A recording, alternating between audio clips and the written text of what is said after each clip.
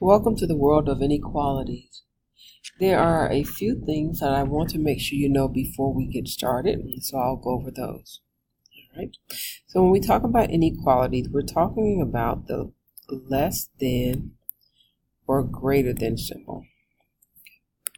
I'm not sure why that showed up there. All right, so we're talking about less than or greater than symbols. And a lot of times students get these symbols confused. All right, so let's talk about the less than symbol. All right, so we have our less than, and then we have a greater than.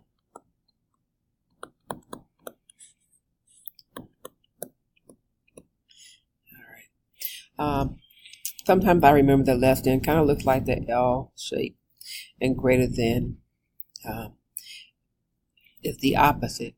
And when we consider that we read from left to right, that is how you read the symbol. So if I was reading from left to right, left to right, left to right, this is less than, left to right, this is greater than.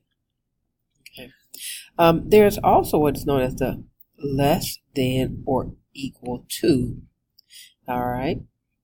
And then we have greater than and equal to. So I want to talk about these because we're going to do a lot of graphing with these symbols.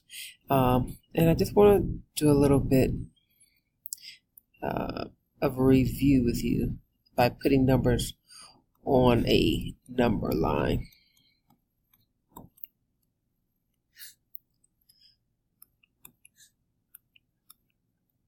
All right. So, and I'm going to graph a couple numbers here on the number line.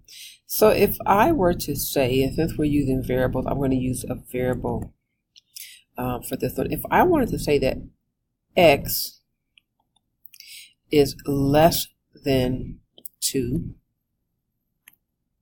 right? Then it's not equal to 2, but it is less than 2. And so then in this case, we make an open circle because I need to indicate where this is going to stop on the number line, but 2 isn't part of the solution. And x is all the numbers that are less than 2, or all the numbers going to the left on the number 2 on the greater line. If I were going to say that x is greater than 3, once again, I'm going to indicate the 3 on the number line, but 3 isn't. It's not equal to, so 3 isn't part of my solution, but all the numbers going this way would be part of my solution. Okay.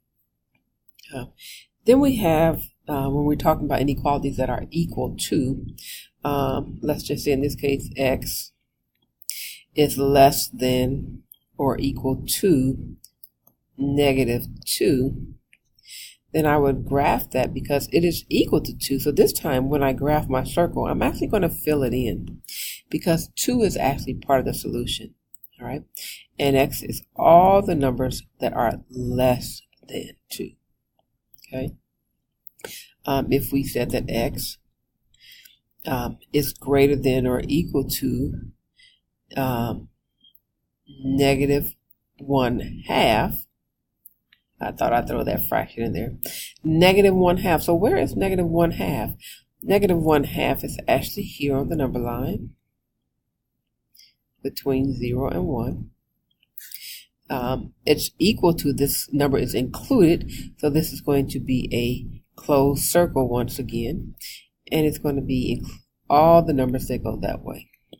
So that's just some things that you're expected to already know, sort of a reminder of the less than and greater than or less than and equal to sign. And then just a review of open and closed circles. Open circles occur when the number line is just less than or greater than. If it is greater than or equal to, then we have closed circles. All right. All right. Welcome to Chapter 2, and I look forward to a great unit.